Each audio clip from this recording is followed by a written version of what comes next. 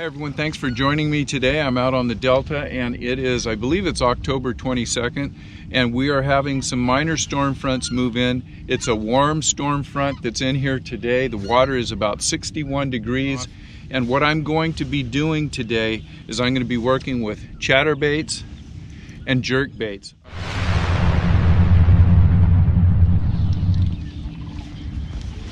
I'm going to be fishing that Thule Island. I'm out in about 12 feet of water right now, and I'm staying far enough offshore that I can hit everything from, say, 2 to 3 feet of water that's right up on the Thules down to about 12 foot of water. That's why I'm going to try to stay offshore a little bit and cover all the zones.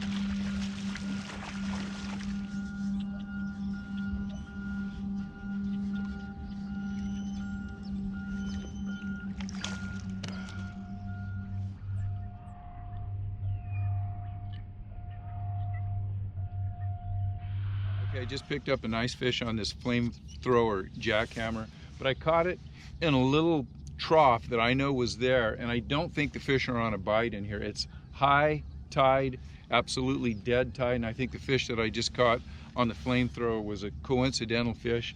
So I'm not going to spend a lot of time in here. So I'm going to work this real quick, then I'm going to go on to my next spot.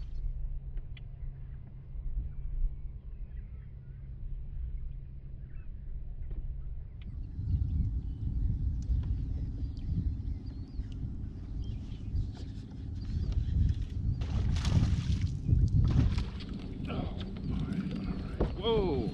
Alrighty, just picked up a nice chunk on the flamethrower again, and if you notice, let's get this fish back in the water. So I made sure I fished out to this point here. I fished that big wake bait down the bank, nothing. When I got to the point, I pulled out the chatterbait and I fished across the point, and that's when that fish picked it up. Okay, so I just spent about 15 minutes running around a couple of these small islands. I got a couple of small stripers, no big bites. But what I did was I made sure I fished them quickly, but I stayed in real tight to the islands. What I wanted to do is just find a couple little abnormalities where the weed growth maybe drops off or there's a trough. And I found a couple spots in these islands. And if I come back, when I drive by these islands, if I'm going to fish this area, I'm going to go to those exact spots and just make a couple of casts to see if there's fish in there. The other thing, you know, I fished it primarily with chatterbaits, and this is one reason why I always ask you guys to send reports on how you're doing out here, because there's some really good punch water here and some good worming water, but I just don't feel like doing that right now. I hit it with chatterbaits. You may come in behind me and punch this or worm it and do really well. So I'm using this opportunity for all you guys that watch the report to make sure you send me reports so I can get a wide variety of information when it comes to letting you guys know how the fishing is out here. So I'm going to pack up, I'm going to go on to the next spot, and I've got about a half a day today, so I am not trying to run the tide, I'm waiting for the tide. So I'm just kind of popping around looking at some places. Let's see what happens at the next spot.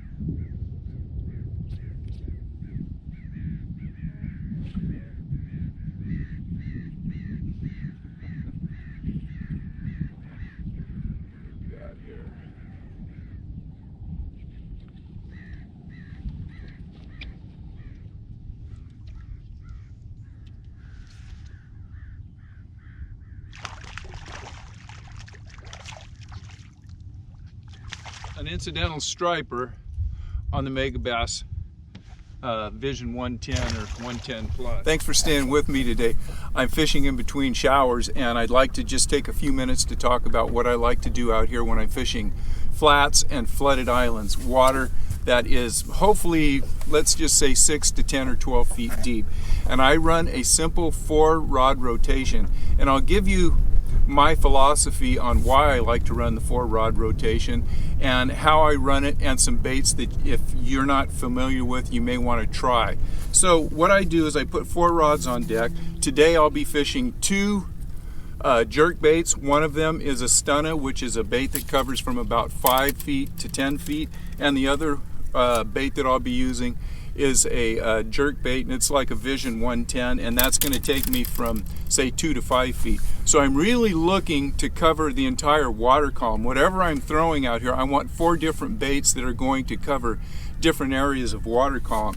The other 2 baits that I have today are chatterbaits. I have 2 chatterbaits on because I've been getting bigger fish on chatterbaits out here lately. They're 1/2-ounce jackhammers. One of them is in green pumpkin, and one of them is in flamethrower. And you know what I find with those 4 rods on the deck, the fish tend to, you know, go through different phases during the day where, shoot, the wind may be blowing and I may be doing really well on a jerk bait.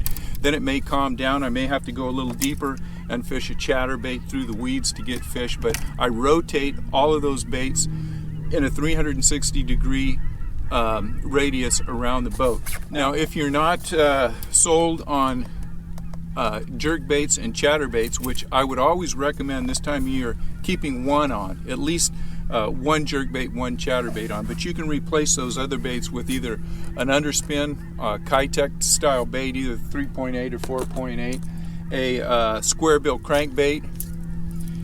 As the water gets a little cooler, I'll always have a lipless crankbait on, and last but not least, the good old spinner bait. And those are baits that you can replace and rotate throughout the day. But when I come out and I just want to catch some fish, that's what I'm doing. That's what I'm doing today. I will also always have either a drop shot or a worm on out here, a weightless wacky worm. So when I get in one of those places, like in between a few toolies or something, I got something to throw. And then this morning you probably saw me throwing a big wake bait, and I will throw these wake baits when we have overcast weather and a little bit of breeze, because they pull out some big fish. But that's the simple philosophy that I use. A minimum amount of rods, 4, maybe 6 if you like having a bunch of rods on your deck, and make sure you have baits that are going to work through the entire water column from 2 to 10 or 12 feet. Let's get back to fishing.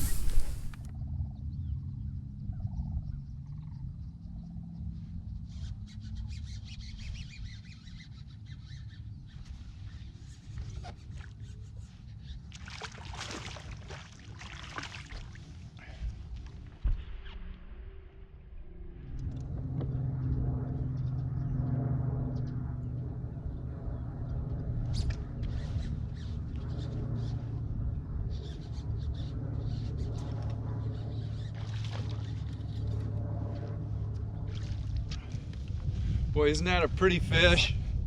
Man, look at the color on that thing. Just beautiful. Not a big one, but fun. Man, look at that thing. Beautiful.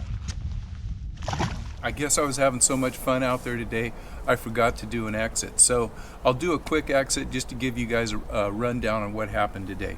I was out on the water for about 4 hours. All in all, I caught, I'd say, about 25 largemouth bass and 4 stripers. Biggest striper I caught was probably about 20-22 inches. Nothing to brag about, but a lot of fun on bass equipment. And the reason I did this video is to give you guys an idea of what pretty much of an average day looks like out here late fall, early winter.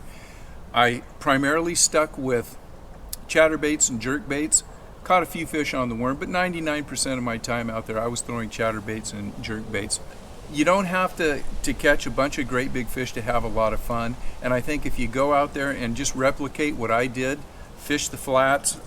8 to 10 feet of water is where I'm getting most of my fish. Stay hard on a jerk bait and a chatterbait, and you'll have a lot of fun. The fish are in great shape. They're fighting really hard, and you've got probably at least a few more weeks of decent weather to get out there and really enjoy the river. Pressure is extremely light out there, so hope you guys enjoyed the video. If you haven't subscribed, make sure you subscribe, and until the next video, I'll see you guys on the water. Thanks for watching.